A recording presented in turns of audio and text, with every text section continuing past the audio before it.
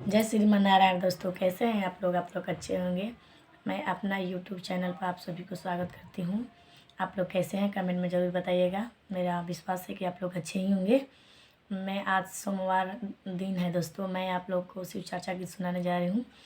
Please अच्छा लगेगा तो प्लीज़ भोलेनाथ के नाम पे एक लाइक ज़रूर करना। ऐसे खाना तो नहीं चाहिए, आप लोग का अच्छा लगेगा तो ही लाइक कीजिएगा दोस्तों।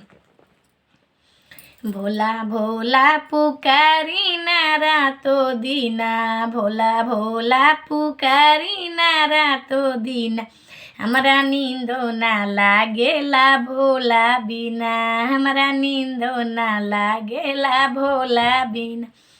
हो जैसे मछली तड़पेले जलवा बिना, जैसे मछली तड़पेले जलवा बिना, वैसे जियरा तड़पेला भोला बिना।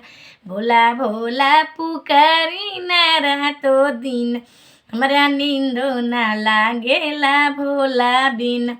जैसे कन्या तड़पेली सिंदूरा बिना, जैसे कन्या तड़पेली सिंदूरा बिना, वैसे जियरा तड़पेला भोला बिना।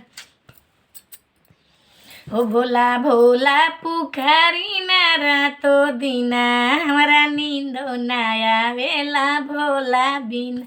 हो जैसे गैया तड़पेले बछड़ा बिना, जैसे गैया तड़पेले बछड़ा बिना, वैसे जियरा तड़पेला भोला बिना। भोला भोला पुकारी नारा तो दीना, हमारा नींदो ना आवेला भोला बिना। हो जैसे बांझिन तड़पेली पुत्र बिना, जैसे बांझिन तड़पेली पुत्र बिना, वैसे जियरा तड़पेला भोला बिना। भोला भोला पुकारी नारा तो दीना, से जियरा तड़पेला भोला बिना। हो जैसे अन्हरा तड़पेला आँख बिना, जैसे अन्हरा तड़पेला आँख बिना, वैसे जियरा तड़पेला भोला बिना। भोला भोला पुकारी नारा तो दीना, हम उसे जियरा तड़पेला भोला बिना। हो जैसे कोरिया तड़पेला काया बिना, जैसे कोरी तड़पेला काया बिना, वैसे जियरा तड़पेला भोला बिना। भोला भोला पुकारी नारा तो दीना, हमारा नींदो ना लागेला भोला बिना।